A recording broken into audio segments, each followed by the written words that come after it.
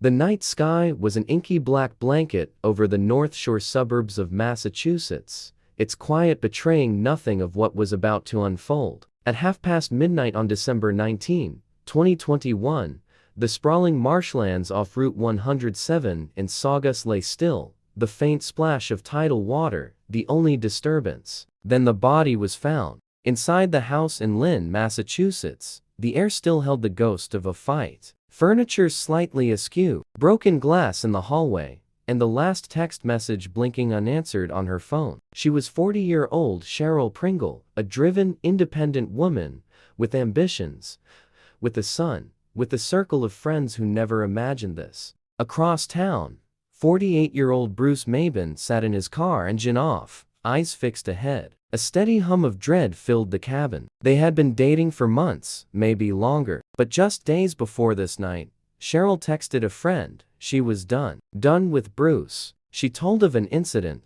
Bruce broke into her home, threatened her with a knife. She feared the ending of the relationship. The investigators would later piece together the timeline. Sherell left her Woburn home on evening of December 19th to meet Bruce. She never returned. Her family reported her missing almost immediately. They tracked her last ping location, a faint trace in Lynn. Time was ticking. Meanwhile, Bruce had disappeared. His phone turned off. His car parked in the driveway. A window open, as though someone fled. Hours passed. The marsh turned from silent to sinister as 2 days later, on December 21st, Sherell's body was discovered in the marsh off Route 107, her body hidden among reeds, waterlogged but unmistakable inside the forensics tent. The investigators faced a scene that defied comprehension. She'd been stabbed 217 times. 217 times. Every wound a mark of rage, of betrayal, of a terror that went far beyond the breakup. Detectives from the Massachusetts State Police, the Lynn Police Department, and Woburn PD knelt over the site, tag in hand, rubber gloves, flashlights slicing through the darkness. They sketched the body's position, they measured the water depth, and they looked for DNA. They collected shards of evidence, a knife missing from Bruce's home, his footprints through snow and slush leading toward the marsh, and hours of phone records showing his attempted vanishing act. In her family home, Sherell's mother sat in stunned silence. Her son, Jamani, then 19, refused to believe it. He had texted his mother that evening, reminding her he'd be home late. The response never came. He and Sherell were inseparable. She pushed him, supported him, held him up. Now, he combed through his phone for clues. He told an investigator, "I told them day one, you need to locate Bruce Maiben. He lives in Lynn. You need to ping his phone and find him." But Bruce stayed hidden for just a bit. The marsh held the secrets now. Her phone, cracked screen, waterlogged and unreadable, but still pointing to a final moment of life. The broken door latch at Sherell's home. Witness testimony that Bruce's temper had soared in recent weeks. And one text message, simple, loaded, "I'm done with you."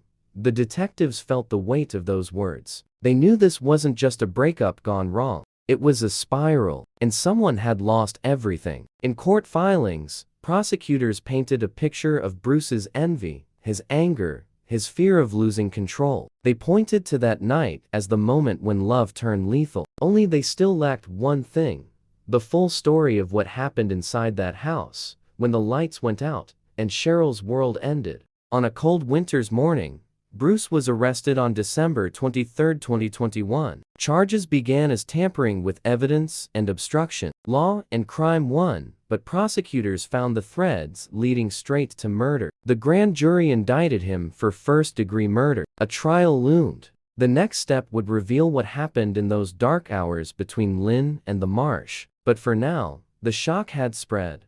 How could someone stab a woman 217 times? What kind of rage moves someone to that point? What did Sherell see in those final moments? What screams echoed through that house? The investigators, the family, the community, they all waited for the answers. And then, while the trial preparation moved ahead, something unexpected surfaced. A hidden message on Sherell's phone. A voicemail she left, minutes before she vanished. A voice trembling, "I need space." The investigators ordered that voicemail transcribed. It revealed that Sherell had tried to pull away days earlier, told Bruce she couldn't stay. The tension mounted. Bruce knew he wasn't prepared to lose.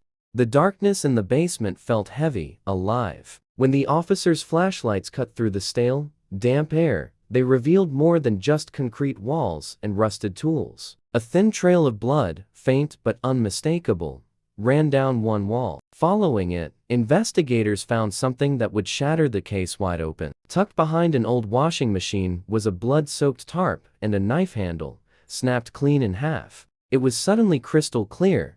The murder didn't happen in the marsh. Sherell had been killed right here in Bruce Maiben's home. Crime scene technicians worked in a heavy silence, documenting every single smear and droplet. Near a corner, they found a single gold earring, the exact same kind Sherell wore in her last Facebook photo. Nearby, a half-burned note in Bruce's handwriting read, "You think you can just walk away after everything I did for you?" The basement was telling its own horrific story, a story of rage, obsession, and brutal control. Every wall seemed to hold the echoes of violence. The medical examiner's report later confirmed the full extent of the horror. Sherell had been stabbed 217 times. But these wounds weren't random. Many were clustered around her chest and hands, clear defensive wounds. She had fought for her life. She had fought hard. Detective Laura Hastings, who led the investigation, later said it was a moment she'd never forget. "You could feel it," she said. "The fight, the terror, the sheer brutality of what happened down there. It wasn't just murder, it was punishment." As the evidence mounted, prosecutors pieced together a chilling timeline. After killing Sherell in his basement, Bruce wrapped her body in the tarp, loaded it into his car, and drove to the marsh in Saugus around 2 o'clock in the morning. Surveillance cameras caught his car passing a gas station near Route 107, just minutes before the estimated time he dumped her body. Then, he tried to vanish. He turned off his phone, deleted his texts, and wiped his computer. But he forgot one crucial thing: his car's GPS memory. It had logged his every move, including the return trip home after the body dump. That digital trail sealed his fate. When Bruce Maiben was finally arrested 3 days later, he seemed strangely calm, almost relieved. He told detectives, "She was never going to leave me. Not like that."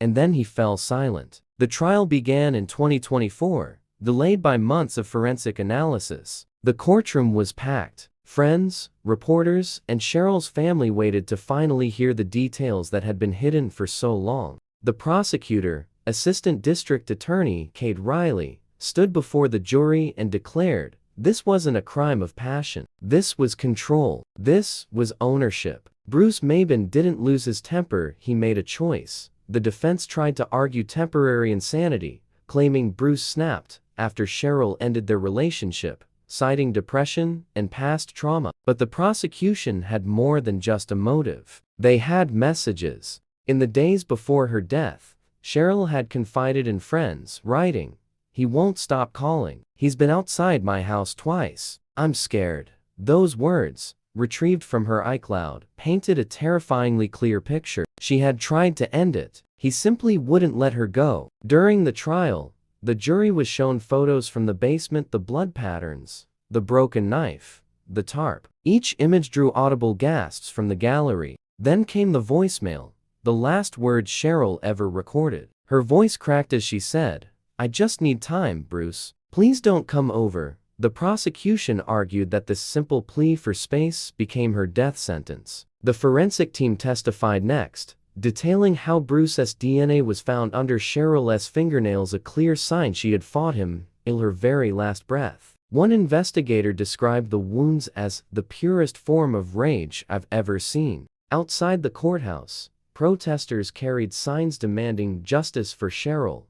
Her family wore matching pins with her picture, a smiling, radiant woman full of life. But the most emotional blow came from Sherell's son, Jamani. On the stand, he spoke through tears. "She wasn't just my mom. She was my best friend. Every morning, she'd text me, 'Be good today, love you.' That stopped the day Bruce took her away."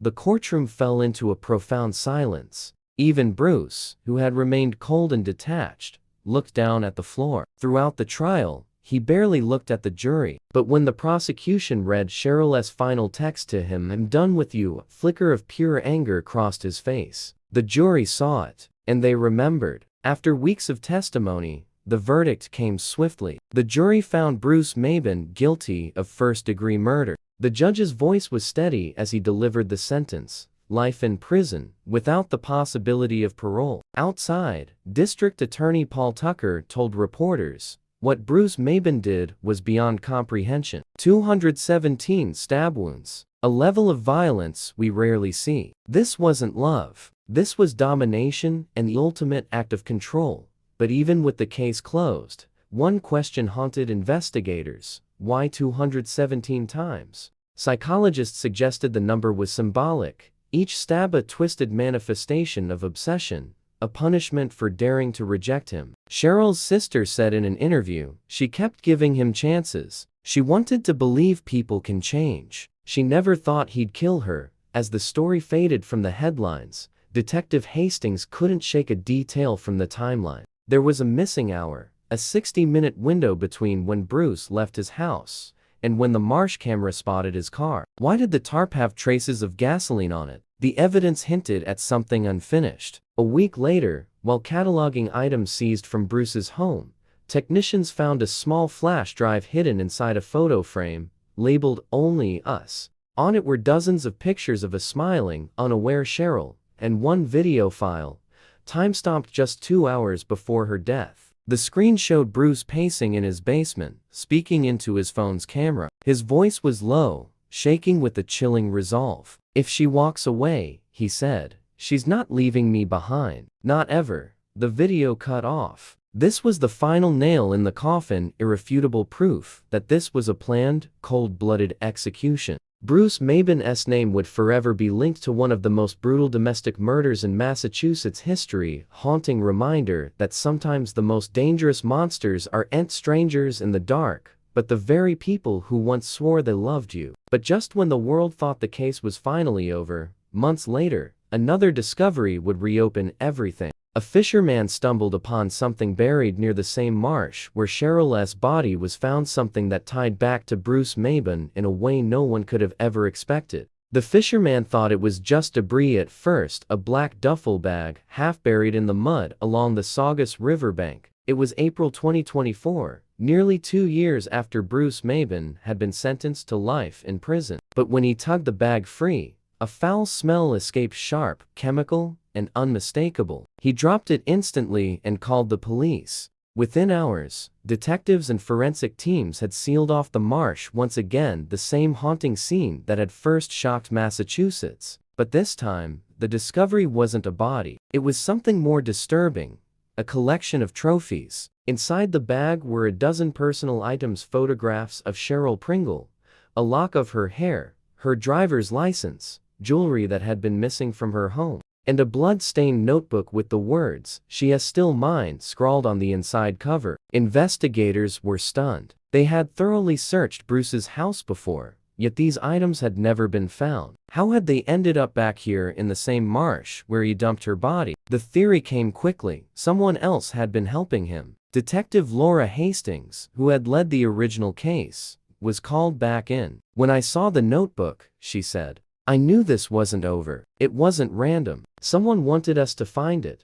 The notebook wasn't just a diary, it was a confession, written in Bruce's distinct handwriting. Each page was filled with chilling, obsessive entries, some dated weeks before the murder. "She keeps pulling away. I see her with someone else. She laughs like I never existed. I'll make her remember me." But the final entry, dated the night before Sherell's murder, stopped the detectives cold. "I told her if she ever tried to leave, we'd go together. I wasn't lying. She'll be with me always." It was the next line, though, that turned the case upside down. She told him everything. "I know where he lives now." Him.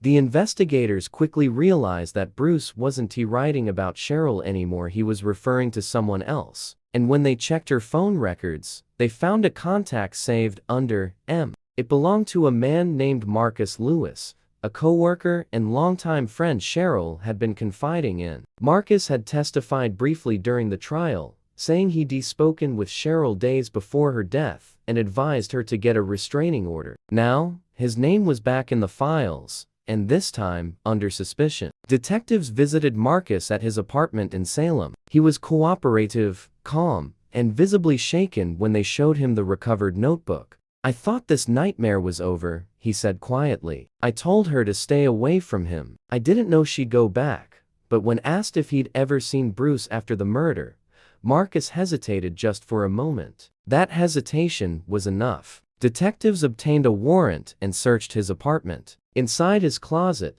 behind a pile of old boxes, they found something wrapped in plastic, a set of clothing with faint bloodstains. Forensics later confirmed the blood belonged to Sherell Pringle. The media went into a frenzy. Headlines blared across Boston and national outlets. New suspect in Maiben murder case. Was there a second man? But the truth that emerged in the following weeks was even darker. In a follow-up interrogation, Marcus finally broke down. He admitted to knowing Bruce not through Sherell, but through a local car garage they both frequented. They'd met months earlier. Bruce had confided in him about his relationship troubles, unaware that Marcus was also close to Sherell. When Bruce began to spiral, Marcus claimed he tried to help him calm down, but prosecutors would later prove that wasn't entirely true. Phone records revealed Marcus had spoken to Bruce on the night of the murder twice, and the GPS from Marcus's truck showed him near Lynn just before 2 a.m., the same time Bruce was dumping Sherell's body. Why? When pressed, Marcus gave an explanation that chilled everyone in the room. "He called me after," he said, voice trembling. "He said he did something bad. He wanted me to help him clean it up. I didn't know how bad it was until I saw her. I didn't stab her. I just helped him get rid of her." It was a bombshell confession. Aiding and abetting. Tampering with evidence. Accessory after the fact to murder. Prosecutors reopened the case. Bruce Maiben, still behind bars, was questioned again. At first, he smirked. Then, when shown photos of the duffel bag, his face changed. Marcus wasn't supposed to talk, he muttered under his breath. In a chilling twist, investigators discovered a letter Bruce had mailed from prison addressed to Marcus just weeks before the bag was found. It contained a single sentence: "You know what to do." It now appeared Bruce had orchestrated the placement of that bag from behind bars, perhaps to intimidate Marcus, or to keep his control alive even after sentencing. The letter proved one thing beyond doubt: Bruce's obsession hadn't died with Sherell. It had only evolved. Marcus Lewis was arrested and charged with accessory after the fact to murder, evidence tampering, and obstruction of justice. In court, he pled guilty and agreed to testify against Bruce once more, describing in full detail how Bruce had called him after the killing, begging for help. During his testimony, Marcus said, "He told me. She made me do it. She said she was done, but now she can't leave." The courtroom fell silent once again. It was déjà vu, the same horror revisited, the same words echoing through time. But before sentencing, Bruce requested to address the court one last time. Shackled, gaunt, his voice cracked as he spoke. "I loved her, and when she said she didn't love me, something broke. I didn't mean for it to go that far, but if I couldn't have her, no one would."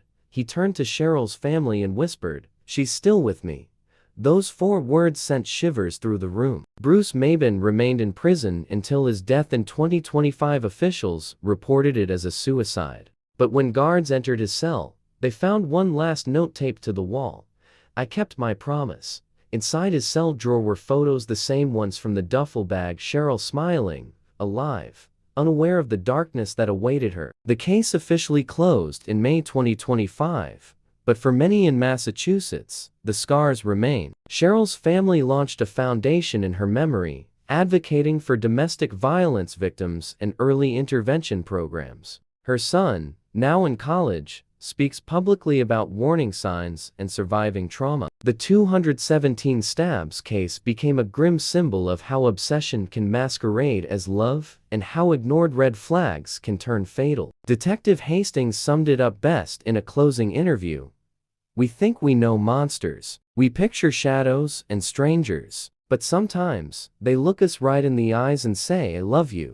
If you think the story was intense, You're not ready for what's coming next. Hit subscribe, stay alert, and remember, sometimes the most dangerous place isn't the dark alley. It's the heart you've already opened.